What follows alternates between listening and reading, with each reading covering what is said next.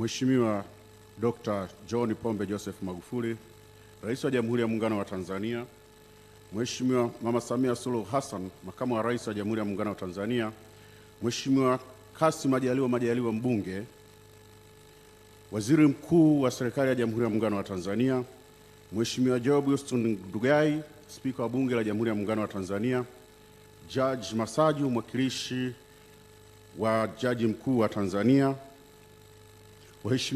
waheshimiwa mawaziri, waheshimiwa manaibu waziri, Mheshimiwa Balozi Injinia Kijazi, Katibu Mkuu Kiongozi, wakuu wa vyombo vya ulinzi na usalama, wafanyakazi wa ofisi ya mdhibiti na mkaguzi mkuu wa hesabu za serikali, mabibi na mabwana, assalamu alaikum. Bwana Yesu asifiwe. Tumsifu Yesu Kristo. Asante sana. Mheshimiwa Rais, napenda kutanguliza shukrani zangu kwa Mwenyezi Mungu aliyetupa uzima, afya njema siku ya leo. Pia nakushukuru sana Mheshimiwa Rais kwa kutenga muda wako kukutana nasi, pamoja na kwamba una majukumu mengi yanayokukabili kulisimamia taifa letu. Pia nitumie fursa hii kupongeza kwa uzalendo na mapenzi yako ya dhati kwa nchi yetu, kwa jinsi unavyosimamia rasilimali za Watanzania katika kuwaletea maendeleo. Hongera sana Mheshimiwa Rais na viongozi wenzako. Aidha, Mheshimiwa Rais, napenda kushukuru kwa kuniamini na kuniteua kuwa mdhibiti na mkaguzi mkuu wa hesabu za serikali, ambayo ni nafasi nyeti katika masuala ya uwajibikaji na usimamizi wa rasilimali za nchi yetu ya Tanzania. Mheshimiwa Rais, nipo mbele yako kuwasilisha ripoti ya ukaguzi niliyoufanya kwa mwaka wa fedha unaoishia tarehe 30 Juni 2019 kwa mujibu wa matakwa ya ibara ya 143 ibara ndogo ya 4 ya Katiba ya Jamhuri ya Muungano wa Tanzania ya mwaka 1977 kama inavyorekebishwa, ikiwa ni mara yangu ya kwanza tangu uliponiteua. Mheshimiwa Rais, kwa kuwa ni mara yangu ya kwanza kuwasilisha ripoti hii kwako, naomba unipe ruhusa kidogo niongelee masuala machache sana yanayohusu ofisi yangu kabla sijawasilisha ripoti hizi. Mheshimiwa Rais, niongelee ukaguzi wa mashirika ya umma. Kwa miaka mingi iliyopita, mashirika makubwa ya umma yalikuwa yakikaguliwa na taasisi binafsi za ukaguzi kwa niaba ya mdhibiti na mkaguzi mkuu wa hesabu za serikali. Sababu zilizopelekea mashirika hayo kukaguliwa na taasisi binafsi ni pamoja na upungufu wa rasilimali watu, utaalamu wa kukagua mashirika hayo. Hata hivyo, ofisi imeendelea na mkakati wa kujenga uwezo kwa watumishi wake ili iweze kukagua mashirika hayo pasipo kutumia taasisi binafsi. Mheshimiwa Rais, kwa mwaka wa fedha ulioishia tarehe 30 Juni 2019, nilikagua jumla ya mashirika makubwa 10 kwa kutumia watumishi wa ndani ya ofisi yangu ya taifa ya ukaguzi. Mheshimiwa Rais, kitendo hiki kimekuwa na manufaa makubwa kwa serikali, kwani tumefanikiwa kuokoa kiasi kikubwa cha fedha kilichokuwa kinalipwa kama ada ya ukaguzi kwa taasisi binafsi za ukaguzi. Kwa baadhi ya mashirika makubwa niliyoyakagua kwa kutumia ukaguzi wa ofisi yangu kwa mwaka wa fedha 2018-2019, tumefanikiwa kuokoa takriban shilingi bilioni 1.43, kiasi ambacho kilikuwa kilipwe kama ada ya ukaguzi kwa taasisi binafsi. Mheshimiwa Rais, mashirika niliyokagua makubwa ni TANAPA, BOT, SUA, TTCL na TIC. Mheshimiwa Rais, nichukue nafasi hii kumshukuru sana Gavana Benki Kuu kwa ushirikiano mkubwa aliotupa mpaka kufanikiwa kukagua Benki Kuu kwa mara ya kwanza tukitumia ofisi ya CAG. Nashukuru sana Mheshimiwa Gavana. Mheshimiwa Rais, kutokana na mafanikio hayo, ofisi yangu inaendelea kuongeza wigo wa kukagua mashirika mengine kwa kutumia ukaguzi wa ofisi yangu. Kwa mwaka wa fedha ukaguzi 2018, 2019 na 2020, ofisi yangu imejipanga kuongeza mashirika mengine makubwa 10 ambayo bado yanakaguliwa na taasisi binafsi. Mashirika ni pamoja na Mamlaka ya Hifadhi Ngorongoro, EWURA, Bodi ya Mikopo ya Wanafunzi wa Elimu ya Juu, Chuo Kikuu cha Ardhi, Mfuko wa Fidia kwa Wafanyakazi, Mamlaka ya Bandari Tanzania, TANESCO, Shirika la Ndege la Tanzania na Shirika la Nyumba la Taifa. Kwa hatua hii tunategemea pia tutaokoa kiasi cha shilingi bilioni 1.4 nyingine. Mheshimiwa Rais, ili kufikia malengo haya, ofisi yangu inahitaji kuwezeshwa watumishi wa ofisi yangu kupata ujuzi katika kukagua mashirika haya. Hii itapelekea uhitaji wa rasilimali watu na fedha ili wapa mafunzo mbalimbali wakaguzi wangu. Mheshimiwa Rais, Ofisi yangu pia imejipanga kufanya ukaguzi kwenye miradi ya kimkakati inayotekelezwa na serikali yako kama vile Standard Gauge Railway, mradi wa umeme wa Julius Nyerere Hydropower Project, miradi mikubwa ya barabara, ujenzi wa hospitali za mikoa na kadhalika. Mheshimiwa Rais, ukaguzi tunaopanga kufanya ni ukaguzi unaojulikana kama real time audit. Hii ni mbinu mpya ya ukaguzi inayohakikisha kwamba ukaguzi unafanyika wakati mradi unaendelea, na hivyo kutoa ushauri ili kuboresha au kurekebisha mapungufu wakati mradi ukiwa unaendelea, badala ya kusubiri mradi umeisha ndio mkaguzi anaenda kuonyesha mapungufu. Mheshimiwa Rais, pamoja na kwamba tuna wakaguzi ambao wana uwezo wa kufanya ukaguzi wa aina hii hasa kwenye miradi, lakini idadi yao ni ndogo. Kwa mfano, tuna civil engineers 6, chemical and processing engineer 1, environmental engineer 1 na mining engineer 1. Mheshimiwa Rais, kwa kuanzia ofisi yangu ikipata civil engineers 7, quantity surveyors 3, mining engineer 1, petroleum engineer 1 na wataalamu 12 wa TEHAMA, tunaweza kufanya ukaguzi huu wa miradi kwa ufanisi mkubwa. Mheshimiwa Rais, baada ya utangulizi huu wa ujumla, sasa nieleze kuhusu ripoti ninazoziwasilisha kwako leo. Mheshimiwa Rais, leo nawasilisha kwako jumla ya ripoti 19 zinazojumuisha masuala mbalimbali yaliyojitokeza katika ukaguzi nilioufanya kwa mwaka wa fedha unaoishia tarehe 30 Juni 2019.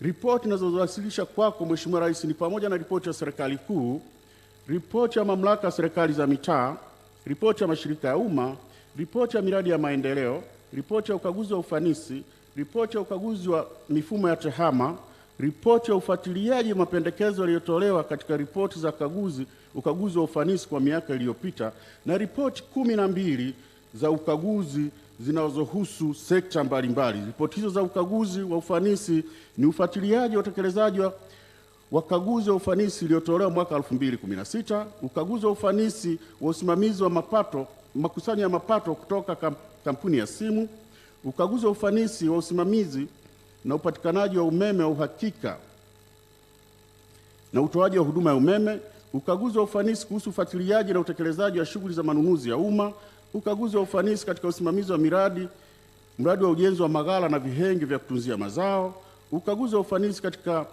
usimamizi wa shughuli za kinga chanjo, ukaguzi wa ufanisi ubora shughuli za ujenzi na ukarabati wa barabara za lami vijijini na mijini, ukaguzi wa ufanisi katika kuzuia na kudhibiti magonjwa ya mifugo, ukaguzi wa ufanisi kwenye utekelezaji wa jitihada za kitaifa za kupambana na utakatishaji fedha nchini, ukaguzi wa ufanisi kuhusu upatikanaji wa elimu na mafunzo ya ufundi stadi yenye ubora kwa Tanzania, ukaguzi wa ufanisi juu ya ukusanyaji mapato toka vyanzo vya ndani katika mamlaka za serikali za mitaa, na ukaguzi wa ufanisi katika usimamizi wa utoaji programu za kuwajengea uwezo wa walimu kazini.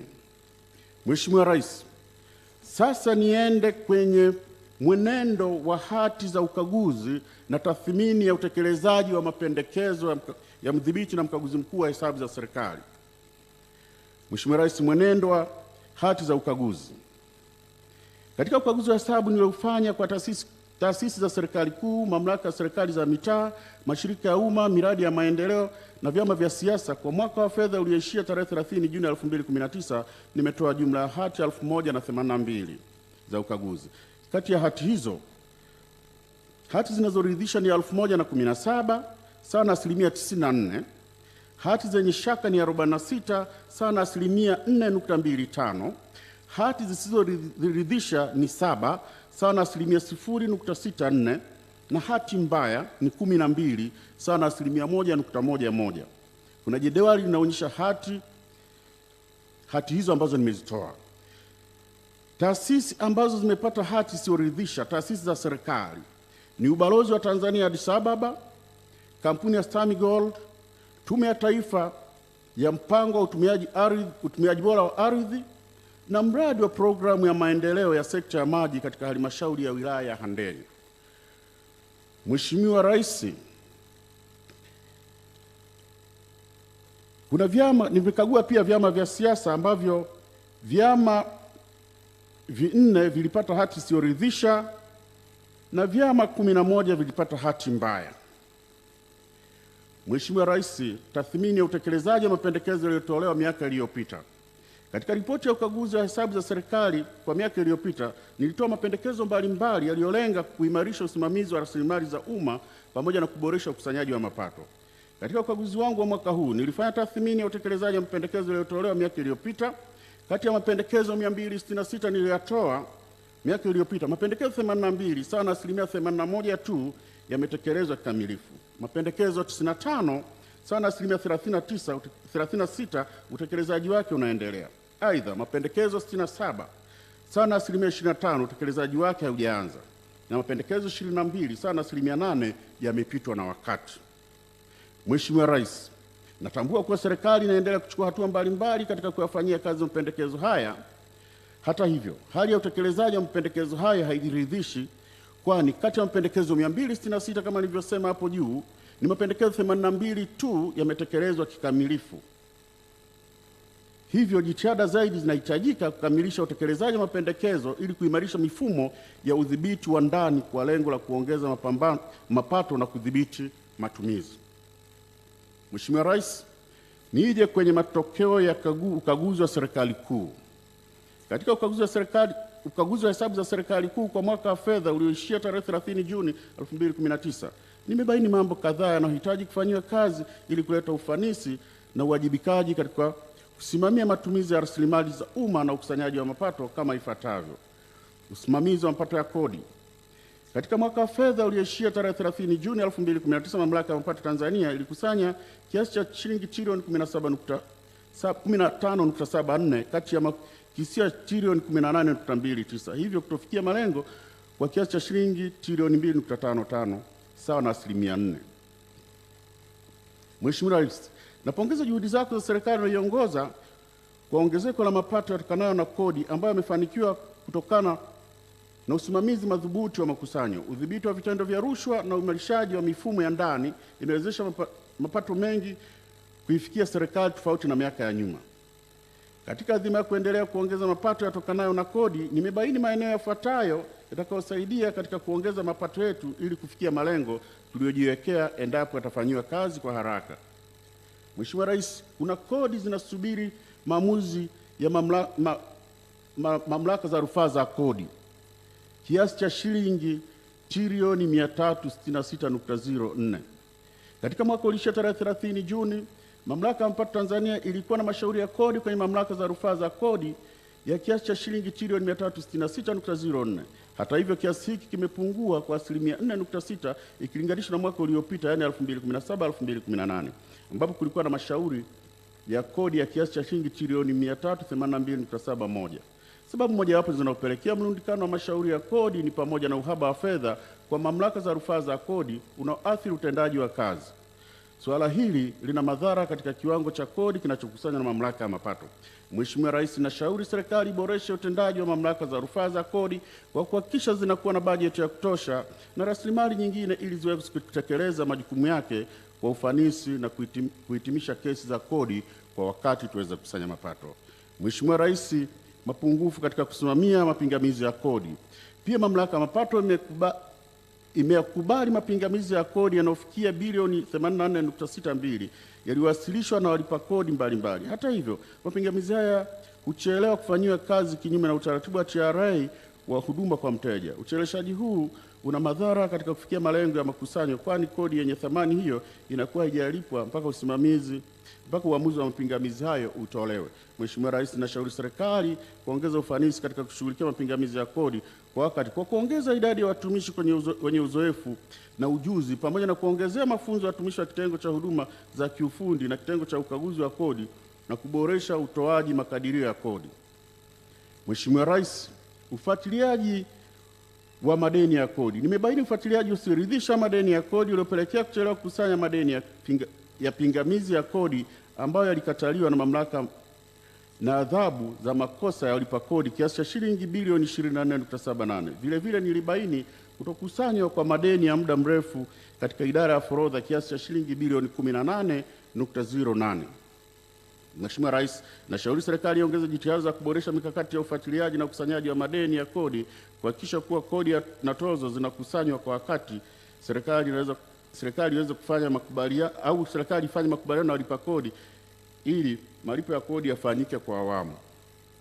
Mheshimiwa Rais, niongelee swala la deni la serikali. Deni la serikali linajumuisha madeni ya serikali kuu na taasisi zake. Pia linajumuisha dhamana zinazotolewa na serikali iwapo taasisi iliyodhaminiwa itashindwa kulipa madeni yake. Deni la serikali kufikia tarehe 30 Juni 2019 lilikuwa shilingi trilioni 53.11, ambapo deni la ndani lilikuwa trilioni 14.86 na deni la nje ni shilingi trilioni 38.24, ikiwa ni ongezeko la shilingi trilioni 2.18 sawa na 4%, ikilinganishwa na deni la shilingi trilioni 50.93 iliyoripotiwa tarehe 30 Juni 2018. Ongezeko la deni limesababishwa na riba ya mikopo halisi na kushuka kwa thamani ya shilingi. Mheshimiwa Rais, kwa mujibu wa analysis iliyofanyika, deni hili linaendelea kuhimilika. Katika ukaguzi wangu nilibaini masuala ya msingi yafuatayo kuhusu deni na usimamizi. Mheshimiwa Rais, uanzishwaji wa kamati ya minada ya dhamana ya serikali GSAC. Nilibaini kutoanzishwa kwa kamati ya minada ya dhamana za serikali kinyume na sehemu ya 3.4 sehemu ndogo ya pili ya mpango wa minada ya dhamana za serikali kwa mwaka 2018-19. Ukosefu wa kamati unapelekea kukosekana kwa kumbukumbu za kitaasisi na marejeo ya maamuzi kwa baadaye kutokana kutowekwa kumbukumbu za kiofisi za maamuzi ya minada. Mheshimiwa Rais, ninapendekeza serikali ianzishe kamati za minada na kuainisha kwa ufasaha majukumu na wajibu wake ili kuwezesha kuwepo kwa kumbukumbu za maamuzi yafanyikayo kwa wakati wa mnada. Mheshimiwa Rais, niongelee usimamizi wa rasilimali watu. Mheshimiwa Rais, ukaguzi wa malipo ya mishahara uliofanyika katika Jeshi la Polisi ulibaini kiasi cha shilingi milioni 193.13 kilicholipwa kwa watumishi 11 ambao walikwisha fariki, kufukuzwa kazi au kustaafu, kinyume na matakwa ya kanuni ya 113 kanuni ndogo ya 3 ya kanuni za fedha za umma ya mwaka 2001. Mheshimiwa Rais, niongelee usimamizi wa manunuzi na mikataba. Katika mapitio ya taratibu za manunuzi na usimamizi wa mikataba kwenye taasisi mbalimbali za serikali, nilibaini mambo yafuatayo kwa ufupi. Ununuzi wa vifaa na huduma bila mikataba kiasi cha shilingi bilioni 5.46. Katika mwaka wa fedha 2018-19 nilibaini kuwa taasisi 5 za serikali kuu zilifanya manunuzi yenye thamani ya shilingi bilioni 5.46 pasipokuwa na mikataba. Ninashauri serikali kuhakikisha manunuzi yote yana nyaraka za kutosha ikiwemo mikataba. Mheshimiwa Rais, malipo ya ununuzi wa huduma na vifaa ambavyo havikupokelewa vyenye thamani ya shilingi milioni 587.65. Taasisi 7 za serikali kuu zilifanya manunuzi ya vifaa vya huduma vyenye thamani ya shilingi 587.65 vilivyoagizwa na kulipiwa ambavyo havijapokelewa kinyume na makubaliano ya mikataba. Mheshimiwa Rais, ninashauri serikali kuhakikisha wazabuni wanazingatia vipengele vya mkataba walivyokubaliana na hivyo kuwasilisha bidhaa zilizonunuliwa. Mheshimiwa Rais, mapungufu yaliyobainika katika mkataba wa ukusanyaji mapato kwenye viwanja vya Taifa na Uhuru. Ukaguzi wangu umebaini kwamba Wizara ya Habari, Vijana na Michezo iliingia mikataba na Selcom Paytech PLC kwa ajili ya kufunga mfumo wa kielektroniki wa kukusanya mapato katika viwanja vya Taifa na Uhuru kwa kipindi cha miaka miwili kuanzia tarehe 1 mwezi wa 7 2018 hadi tarehe 30 mwezi wa 6 mwaka 2020 kwa gharama ya 4.45% ya mapato yanayotokana na michezo na maonesho. Hata hivyo, Mheshimiwa Rais, wizara hii iliingia mkataba huo bila kuzingatia ushauri uliotolewa na serikali. Huiagiza wizara kutoingia mkataba na kampuni zilizoshiriki mchakato wa zabuni hiyo ikiwemo Selcom na Maxcom Africa. Pia wizara haina mtaalamu wa TEHAMA anayesimamia stakabadhi zinazotozwa kupitia mfumo huo wa kielektroniki ili kuweza kujiridhisha idadi ya watazamaji kwa kila tukio la mchezo mbali ya kutegemea ripoti za mzabuni. Hii inatoa mwanya wa kuripoti kiasi pungufu cha mapato yanayokusanywa katika kila tukio la mchezo. Mheshimiwa Rais, naishauri serikali kufanya tathmini ya mapungufu yaliyojitokeza kwenye mkataba unaoendelea na kuchukua hatua stahiki itakapoingia mkataba mpya hapo baadaye. Niingie kwenye usimamizi wa matumizi. Mheshimiwa Rais, katika kupitia taarifa za matumizi ya fedha za umma nilibaini dosari mbalimbali katika udhibiti wa ndani kama ifuatavyo. Moja, dosari kwenye malipo yaliyofanywa na Jeshi la Polisi katika ujenzi wa majengo shilingi milioni 806.69. Katika kupitia malipo yaliyofanyika kwa ajili ya ujenzi wa nyumba 400, mabweni na vyumba vya madarasa nilibaini dosari zifuatavyo. Kulikuwa na malipo ya vibarua kabla ya manunuzi ya vifaa milioni 355.2, malipo kwenye akaunti binafsi badala ya fundi mchundo aliyesaini mkataba kwa ajili ya ujenzi wa jengo la makao makuu ya polisi Dodoma milioni 145.2, malipo ya zaidi ya kwa kulinganisha na kiwango kilichochukuliwa kwenye jedwali la mahitaji kama gharama za vibarua katika ujenzi wa nyumba 30 zilizoko Medeli Mashariki Dodoma milioni 92.64, malipo kwa ajili ya vibarua kujenga misingi, kuta na linta. Hata hivyo, malipo husika hayakuwa sehemu ya jedwali la mahitaji milioni 105. Management ililipa tofali zenye ukubwa inchi 6 kwa shilingi 1800, lakini mzabuni alipeleka tofali za inchi 5 zinazouzwa kwa shilingi 1300, hivyo kupelekea kulipa zaidi shilingi milioni 54. Mheshimiwa Rais, bidhaa za ujenzi zilizolipwa lakini hazikuwepo eneo la ujenzi ni milioni 54.65 na hivyo kujenga jumla milioni 806.69. Mheshimiwa Rais, nashauri serikali kuimarisha mifumo ya udhibiti wa ndani kwa kufanya ufuatiliaji wa karibu kutekeleza shughuli zote wakati wa utekelezaji wa shughuli zote za miradi. Mheshimiwa Rais, matumizi yaliyolipwa zaidi shilingi milioni 459. Mapitio yangu ya malipo yaliyofanywa yalibaini kuwa taasisi 6 zililipa shilingi milioni 459.2 kwa ajili ya kununua vitu na huduma mbalimbali kwa bei ambayo iko juu ya kiwango.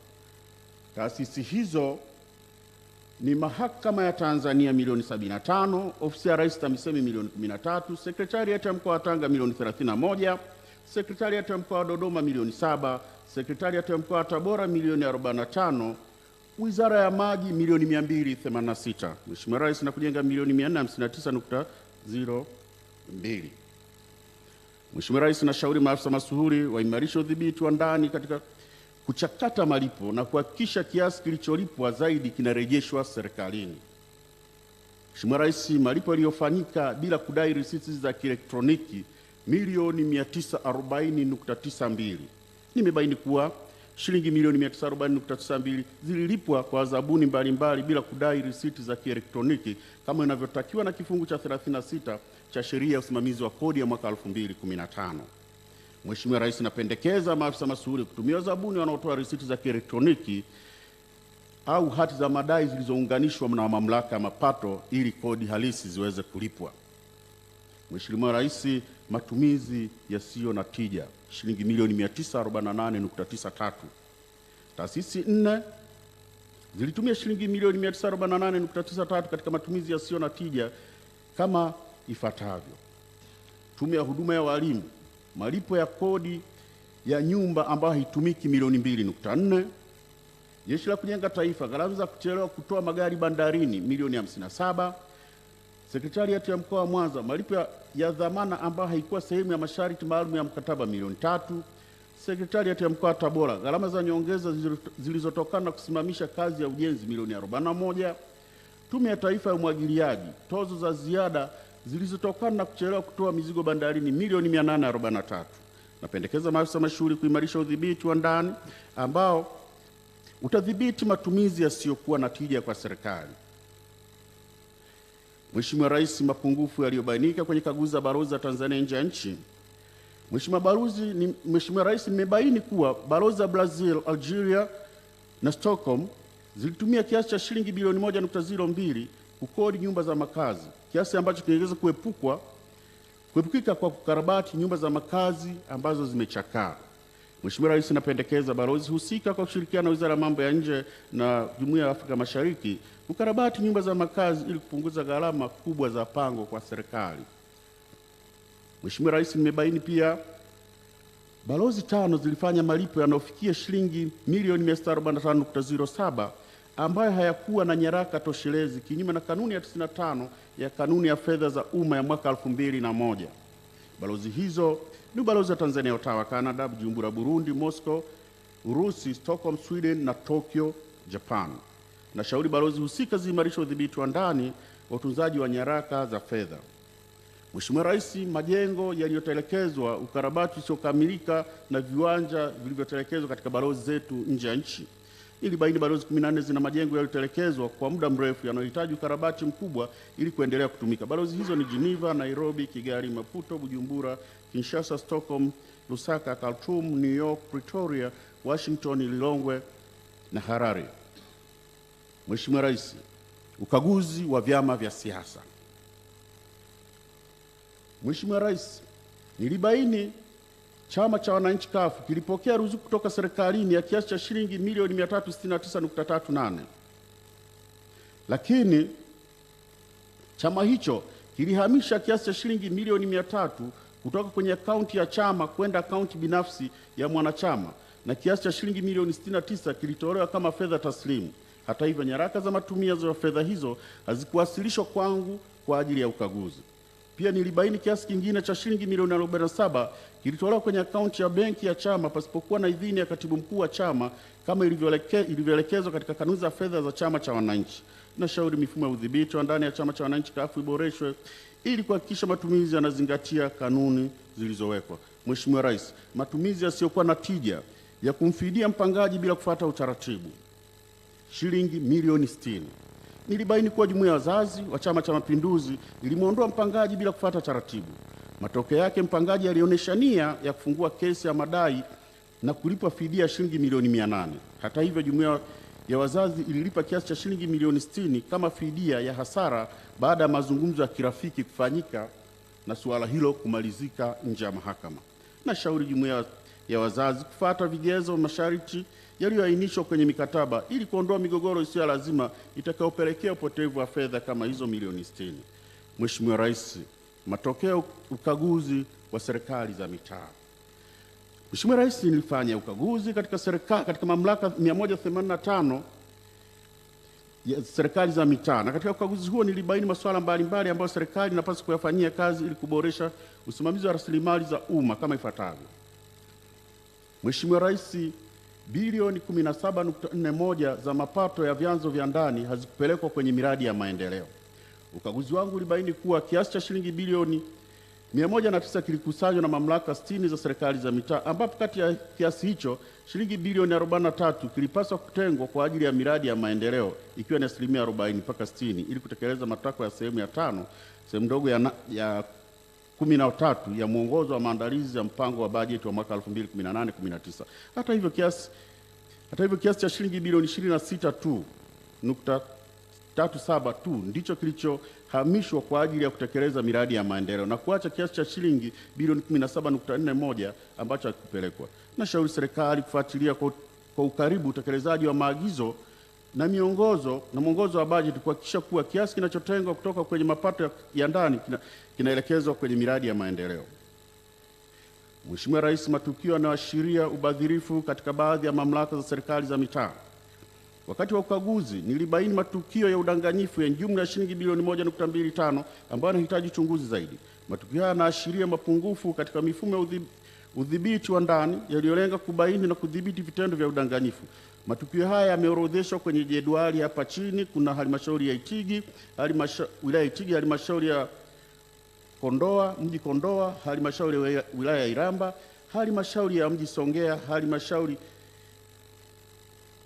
ya wilaya Madaba, wilaya ya Kyela, Moshi mji, wilaya ya Siha, Tabora, Kibondo. Nashauri serikali kuimarisha mifumo ya udhibiti wa ndani ili iweze kubaini na kuzuia matukio ya namna hii.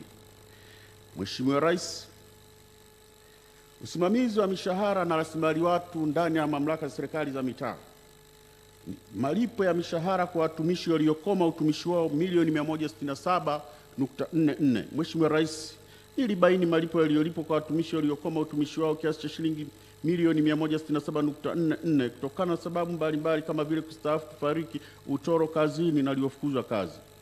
Kati ya kiasi hicho shilingi milioni 132.66 kilikuwa malipo ya mishahara na shilingi milioni 34.77 ikiwa ni makato ya watumishi hao.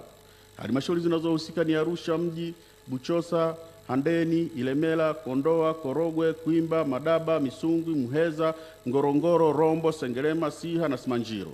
Sababu kubwa ya kutokea kwa mapungufu hayo ni pamoja na kutohuishwa kwa wakati taarifa za watumishi katika mfumo wa mawasiliano hafifu kati ya mamlaka na ofisi ya Rais Management ya utumishi wa umma na hazina kwa ajili ya kufuta watumishi ambao hawapo tena katika utumishi wa umma. Nashauri serikali kuhakikisha kuwa watumishi waliokoma utumishi wao wanaondolewa haraka katika mfumo wa malipo ya mishahara. Mheshimiwa Rais, kuna miradi ambayo haikamilika bilioni 77.51. Nilibaini miradi yenye thamani ya shilingi bilioni 77.51 ambayo haijakamilika katika mamlaka 81 za serikali za mitaa iliyosababishwa na ucheleweshaji wa fedha na ushiriki hafifu wa jamii kwenye shughuli za maendeleo. Mheshimiwa Rais, miradi iliyokamilika lakini haitumiki yenye thamani ya bilioni 12.66. Nilibaini uwepo wa miradi 42 yenye thamani ya shilingi bilioni 12.66 kwenye mamlaka 33 za serikali za mitaa iliyokamilika lakini miradi hiyo haitumiki. Kutokana na hali hiyo, thamani ya fedha kwa miradi hiyo haikufikiwa. Mheshimiwa Rais, nashauri serikali kuchukua hatua stahiki kuhakikisha kuwa miradi yote inayokamilika inatumika ili kufanikisha malengo yaliyowekwa pamoja na kupata thamani ya fedha. Mheshimiwa Rais, fedha za utekelezaji wa miradi zilitumika kwenye shughuli zisizokusudiwa shilingi bilioni 1.25. Nilibaini mamlaka 13 za serikali za mitaa zilichepusha fedha za miradi ya maendeleo jumla ya shilingi bilioni 1.25 na kuzitumia kwenye shughuli ambazo hazikusudiwa, kinyume na kifungu cha 43 kifungu kidogo cha 5 cha sheria ya fedha za serikali za mitaa ya mwaka 1982. Nashauri serikali kufuata matakwa ya bajeti kama ilivyopitishwa na kuboresha utaratibu wa uandaaji wa bajeti kwa kutambua shughuli zote za vipaumbele ili kupunguza mabadiliko ya mara kwa mara ya bajeti wakati wa utekelezaji na hivyo kuathiri lengo la bajeti. Mheshimiwa Rais, manunuzi na usimamizi wa mikataba katika mamlaka ya serikali za mitaa. Manunuzi ya shilingi bilioni 9.25 yalifanyika bila idhini ya bodi za zabuni. Nashauri serikali kuhakikisha manunuzi yote yanaidhinishwa na bodi za zabuni. Bidhaa za shilingi bilioni 1.09 zililipwa lakini hazikupokelewa na wanunuzi. Nashauri serikali ifuatilie kwa ukaribu ili kuhakikisha bidhaa zilizolipiwa zinapokelewa kwa mujibu wa mikataba. Shilingi bilioni 3.58 zililipwa kwa kandarasi bila tathmini ya kazi kufanyika. Nilibaini mamlaka 5 za serikali za mitaa zilifanya malipo ya kiasi cha shilingi bilioni 3.5 kwa kandarasi na mafundi bila kuthibitisha ukubwa wa kazi zilizofanyika, kinyume na kanuni ya 243 kanuni ndogo ya pili ya kanuni za manunuzi ya umma ya mwaka 2013. Usimamizi wa matumizi. Mheshimiwa Rais, malipo yaliyofanyika bila kuwa na viambata vinavyojitosheleza shilingi bilioni 3.45. Nashauri serikali kuimarisha utunzaji na usimamizi wa nyaraka za kiuhasibu ili kuimarisha usalama wa hati za malipo na viambatanisho vyake. Hati za malipo zilizokosekana jumla ya shilingi milioni 630.2. Nilibaini mamlaka 14 za serikali za mitaa hazikuwasilisha hati za malipo zenye thamani ya shilingi milioni 630.2 kwa ajili ya ukaguzi, kinyume na agizo lililotolewa hapo juu. Kukosekana kwa hati za malipo pamoja na viambatanisho vyake kunazuia mawanda ya ukaguzi na hivyo kushinda kuthibitisha uhalali na usahihi wa malipo husika. Mheshimiwa Rais, malipo ambayo hayakukatwa kodi ya zuio na kuwasilishwa mamlaka ya mapato Tanzania. Nilibaini mamlaka 29 za serikali za mitaa hazikukata kodi ya zuio kiasi cha shilingi milioni 301.71 kutoka kwenye malipo ya wazabuni wa bidhaa na huduma, kinyume na kifungu cha 183A cha sheria ya kodi ya mapato ya mwaka 2015. Nashauri serikali kuhakikisha taasisi zake zinakata kodi na kuwasilisha mamlaka ya mapato Tanzania ili serikali iweze kupata haki yake. Mheshimiwa Rais, niingie kwenye usimamizi wa mapato kwenye mamlaka ya serikali za mitaa. Nilibaini marekebisho ya ankara katika mamlaka 19 za serikali za mitaa yenye thamani ya shilingi milioni 626.65 yaliyofanywa na kuidhinishwa na mtu mmoja kinyume na aya ya 10 ya maagizo yaliyotolewa na ofisi ya Rais TAMISEMI. Kukosekana kwa mgawanyo madhubuti wa majukumu katika uombaji na uidhinishaji wa marekebisho ya ankara ya mapato kwenye mfumo unaweza kupelekea upotevu wa mapato kwa watu wasio waaminifu. Na shauri serikali kuhakikisha kuwa maafisa masuhuri wanapatiwa uwezo wa kuingia na kuangalia miamala yote katika mfumo wa kukusanya mapato ya halmashauri, yani LGRCIS, na kuhakikisha marekebisho yote ya ankara za wateja yanaidhinishwa kabla hajafanyiwa marekebisho. Mheshimiwa Rais, maduhuli yaliyokusanywa bila uthibitisho wa kupelekwa benki shilingi bilioni 10.39.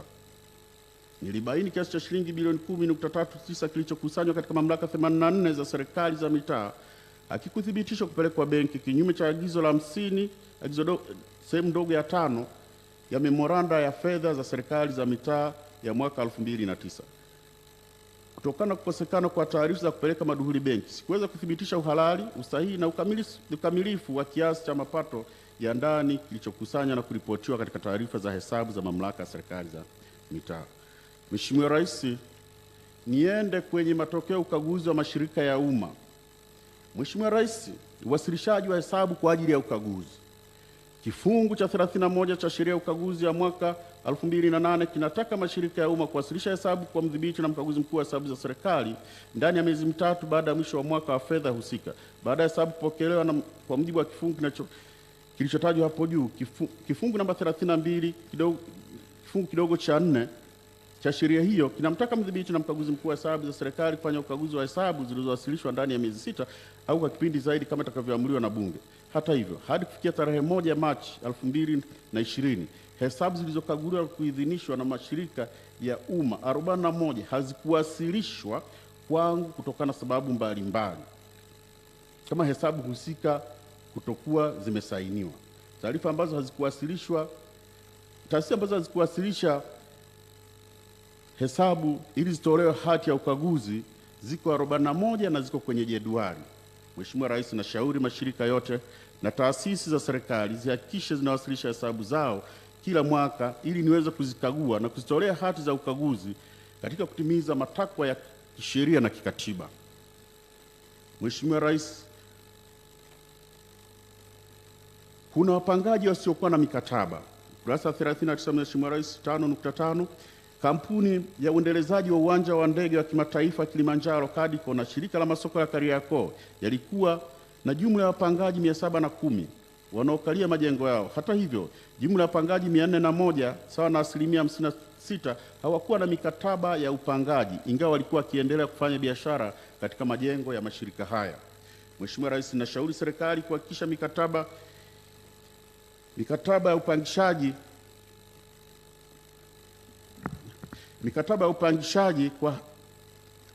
inasainiwa kwa haraka ili kuzilinda taasisi husika dhidi ya hatari ya kutolipwa na wapangaji.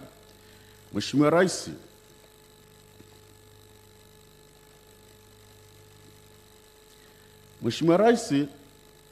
pia nimefanya ukaguzi maalum kwenye mashirika ya umma na taasisi za serikali ambayo taarifa yake ipo hapa ndani, na pia nimefanya ukaguzi katika mfumo wa teknolojia za habari na mawasiliano ndani ya serikali. Mheshimiwa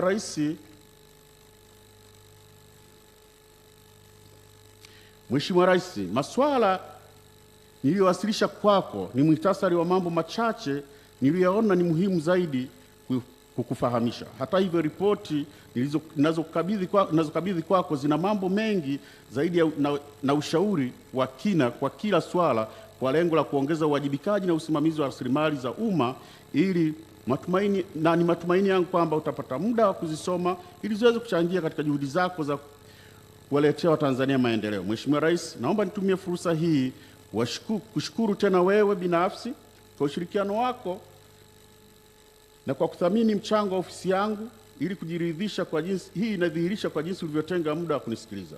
Pia naomba kutoa shukrani zangu kwa waheshimiwa viongozi walio chini yako akiwemo Makamu wa Rais, Waziri Mkuu, Katibu Mkuu viongozi wote wa serikali kwa ushirikiano wao mpaka kufanikisha utoaji na uwasilishaji wa taarifa hii. Aidha, Naitakia ofisi yako heri na fanaka kubwa katika utekelezaji wa majukumu ya kitaifa. Mungu ibariki Tanzania, Mungu ibariki Afrika. Asanteni sana kwa kunisikiliza. Naomba kuwasilisha Mheshimiwa Rais. Tumpige makofi mengi sana CAG kwa kazi hiyo kubwa ya kuwasilisha taarifa ya CAG ya mwaka 2018-19. Mheshimiwa Rais, baada ya kuwasilisha maelezo ya awali ya taarifa hiyo, naomba sasa uridhie akukabidhi vitabu vya taarifa yenyewe, na hivyo nawaomba maafisa kutoka ofisi ya CAG mumsaidie CAG kuwasilisha vitabu hivyo. Mheshimiwa Rais, nitaomba usimame hapo ulipo ili CAG aweze kukukabidhi vitabu hivyo, na sote tunaweza kusimama kumunga mkono Mheshimiwa Rais wakati akipokea taarifa hizi muhimu. Tunaambiwa ni ripoti, huo ni ukaguzi wa serikali kuu, vitabu vya ukaguzi wa serikali kuu.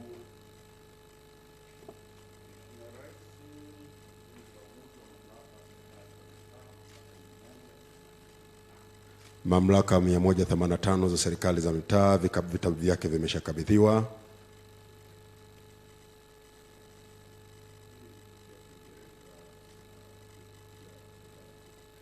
Ripoti ya Kiingereza ya serikali kuu, si vibaya kuwapigia makofi, ni kazi kubwa sana hii inayofanyika.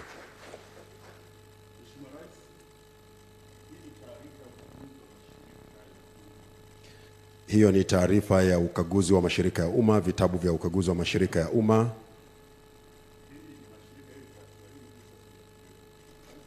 Hiyo sasa ni ya Kiingereza.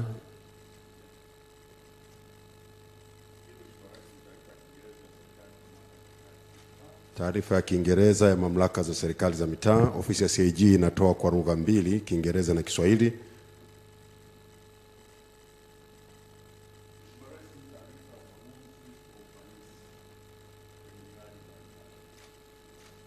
Hiyo ni taarifa ya ukaguzi wa ufanisi katika miradi mbalimbali.